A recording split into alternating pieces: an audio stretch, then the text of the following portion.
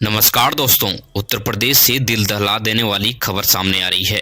मां बेटी के साथ गैंगरेप करने वाले 5 आरोपियों को दोषी करार दिया गया है। दरअसल यह मामला 29 जुलाई 2016 का है।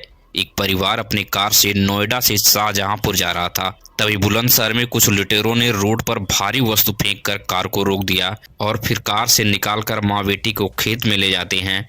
और बेटी उस वक्त 14 साल की थी और उस वक्त वह पीरियड में थी। यह बात उन 5 दरिंदों से बताई भी थी, मगर पांचों दरिंदे जुबैर, साजिद, धर्मवीर, नरेश नहीं माने और उस बच्ची और मां के साथ 2.5 घंटे तक उस खेत में रेप करते रहे। अब कोर्ट ने 9 साल बाद दोषी करार दिया है। 22 दिसंबर को सजा सुनाई जानी है, मगर सवाल सबसे बड़ा यह है, इतना लंबे वक्त तक कोर्ट कचहरी का चक्कर कौन काटेगा? इस प्रक्रिया में और तेजी लाने की जरूरत है। वहीं पर राजस्थान के मुख्यमंत्री भजनलाल शर्मा ने कांग्रेस पर बड़ा हमला बोला है। भजनलाल शर्मा ने कहा कि कांग्रेस मतलब भ्रष्टाचार और भ्रष्टाचार का मतलब कांग्रेस है। मगर भजनलाल शर्मा ने अरावली पर्वत को उजाड़ने के रास्ते पर आगे बढ़ चले हैं। भारतीय जनता पार्टी समेत कई नेताओं का मानना है अरावली पर्वत की वजह से ही दिल्ली में प्रदूषण फैल रहा है।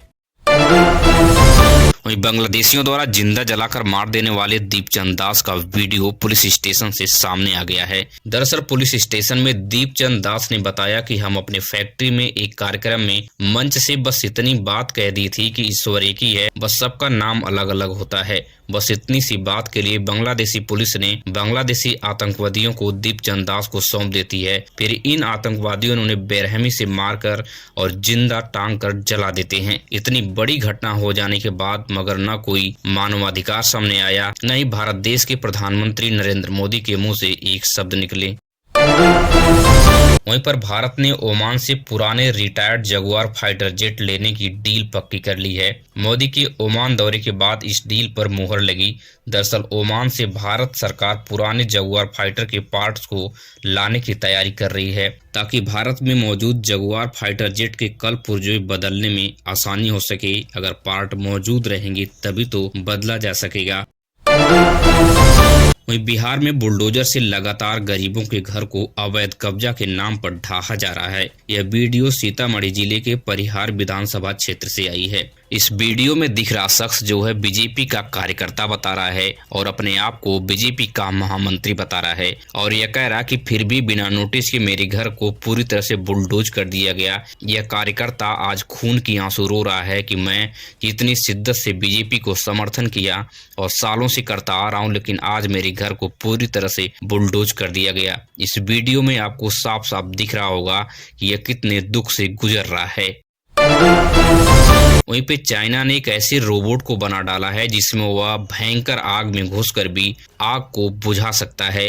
इस वीडियो को देखिए और वीडियो को देखने के बाद आपको पूरी तरह से समझ में आ जाएगा कि कोई भी देश केवल तकनीकी के माध्यम से ही शक्तिशाली बन सकता है। बाकी धर्म के नाम पर तो लोगों को बस बरगलाया जा रहा है और अपने देश में केवल धर्म के नाम पर लोग आपस में लड़ रहे हैं। लेकिन दुनिया तकनीकी में कितनी आगे बढ़ती जा रही है, यह चाइना से सीखने की जरूरत है।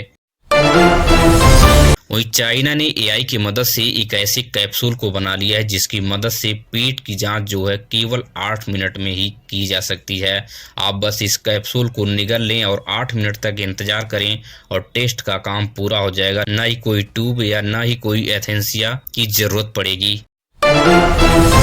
वहीं गाजियाबाद से एक वीडियो वायरल हुई है जिसमें दिख रहा है कि एक व्यक्ति पुल से लटक कर जिम कर रहा है। दरअसल बताया जा रहा है कि इस व्यक्ति को जिम में कहीं पर जगह नहीं मिली, इसलिए आके पुल पे लटक कर इस प्रकार से जिम करने का साहस दिखा रहा है। वहीं उत्तर प्रदेश के 16 जिलों में स्कूलों की छुट्टी कर दी गई है। कई जगह पर बादल और घने कोहरों को देखते हुए रेड अलर्ट जारी कर दिया गया है। कहीं कहीं पर बहुत घनघोर बारिश होने की भी संभावना जताई गई है। उत्तर प्रदेश के 16 जिले हाई अलर्ट पर हैं।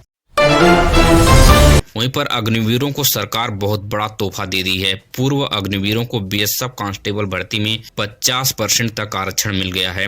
गृह मंत्रालय ने अधिसूचना जारी करके अग्निवीरों को सरकारी भर्ती में बड़ी छूट दी है। इतनी बड़ी छूट के बाद अग्निवीर बनने के लिए लोगों में एक उत्साह पैदा होगी और लोगों का इससे मनोबल बढ़ेगा कि हमें आने वाली भर्तियों में अच्छी खासी छूट मिल रही है, हम कम नंबर लाकर भी नई भर्ती में ज्वाइन कर सकते हैं। वहीं पर बिहार पुलिस कर्मियों को लेकर सरकार का बड़ा फैसला आ गया है। दरअसल पुलिस कर्मियों के लिए आवासीय विद्यालय, कैशलेस इलाज और रसोइयों की व्यवस्था बिहार सरकार करने की तैयारी कर ली है।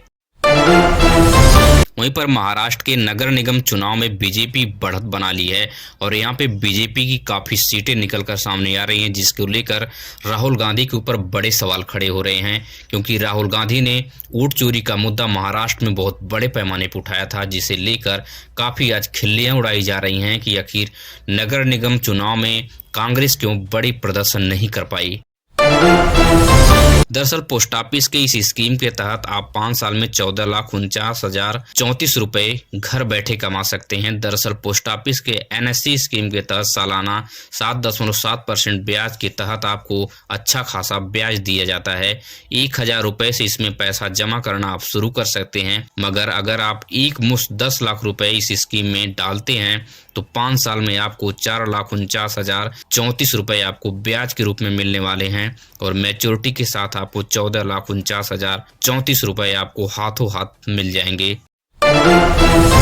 वहीं पर दिल्ली में दमघोंटू प्रदूषण रुकने का नाम नहीं ले रहा है। लोगों की तबीयत लगातार खराब होती जा रही है। आज दिल्ली के कई जगहों पर AQI 400 के पार पहुंच गया है। भारतीय जनता पार्टी दमघोंटू प्रदूषण को कंट्रोल करने में पूरी तरह से फेल हो चुकी है। केंद्र सरकार ने संसद में बताया कि प्रदूषण को कंट्रोल करने के लिए कोई ठोस कारण पता नहीं चल पाया है, लेकिन किस वजह से भयंकर प्रदूषण फैल रहा है इसका अभी कोई सबूत केंद्र सरकार के पास मौजूद नहीं है।